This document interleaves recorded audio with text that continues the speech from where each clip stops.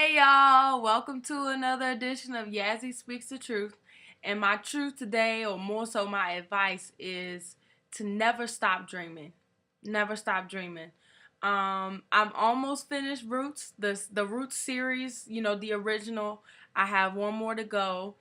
And, I got to the point where Kunta Kinte, he died and his wife died.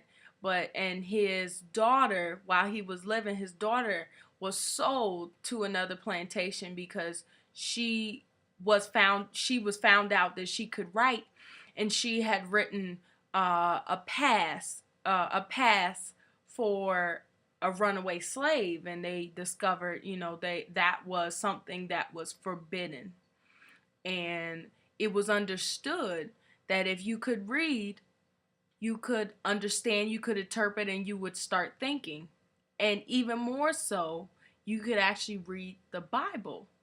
So anyway, she was sold, and she was on lockdown for the rest of her life, and she grew up and she had to learn the hard way. And she had kind of sort of ended up stop she had stopped dreaming for herself, but she didn't stop dreaming for her son. And her son ended up becoming a free man. And that was, it's really beautiful. It's really beautiful to watch the evolution. And here we are at we are edging towards, no, actually about to go into the Civil War, or as the Civil War is going on. That's where I am in the series. And they're singing their war songs, they're singing Dixie's Land, but anyway, it's amazing. But I really wanted to talk about what what I'm hearing about black movies, about all black casted movies. George Lucas, a famous writer, famous producer, writer, just released Red Tails. Red Tails is about the Tuskegee Airmen. And I believe Cuba Gooding Jr. plays in that, and also my man Terrence Howard. You guys know how I am with my black movies. They're in it. But catch this. George Lucas took this script for a black all-star cast. He gave it to several studios, and they said, we don't want to look at it.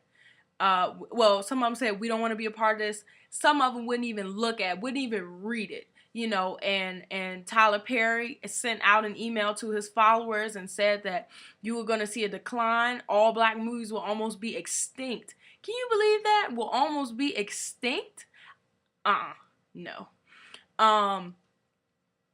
Because, well, one, the studios aren't willing to do it unless you have that kind of pull power, unless you have that kind of money like George Lucas and Tyler Perry. But even still, for George Lucas, this was a big, he was going out on a limb. He's really taking a leap of faith with this. And I believe that it is going to be a great success. But anyways, the studios say that now, and I do believe part of this is true, that now the income, most movies, American-made movies, depend on foreign income, depend on people like from Europe and wherever else buying the movies, and they say that the black movies are really not being purchased in these other countries. And that's a really sad state of affairs. But regardless, I have a collection of black movies, and you guys know how, and I love everyone, but there is an importance about knowing who you are and where you come from, knowing your people. And every other culture has it. Why must we lose that? And I'm watching, it's all making sense, y'all. It's coming together. Y'all like my nails. It's coming together and it's making sense. After I have watching Roots, we have evolved now where we ain't really free, but we're free. We're free to walk without being beaten. We don't have to pick cotton anymore.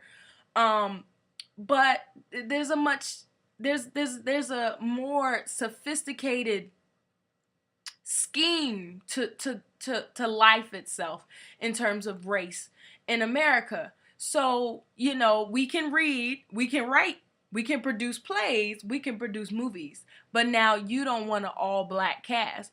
Okay, I mean, you know, you know what I'm saying?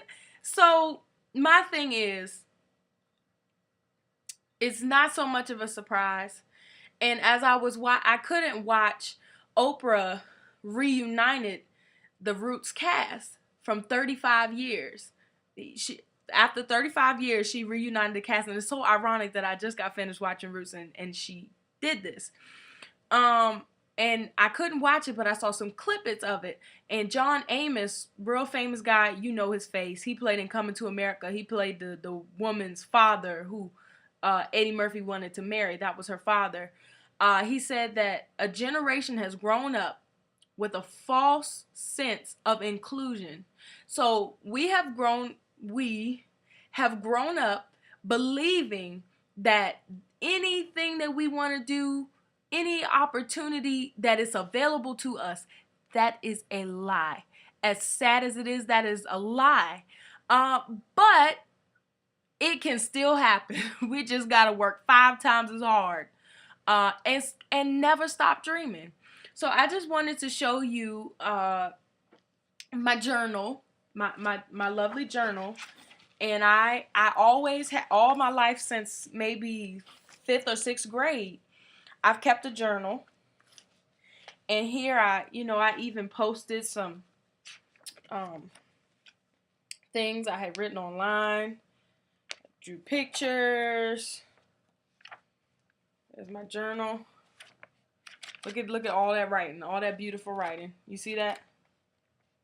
Look at that. It's amazing.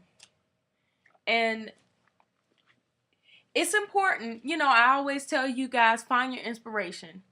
It's important to know who you are, know where you come from, know what you stand for. You don't have to write. That's something I do.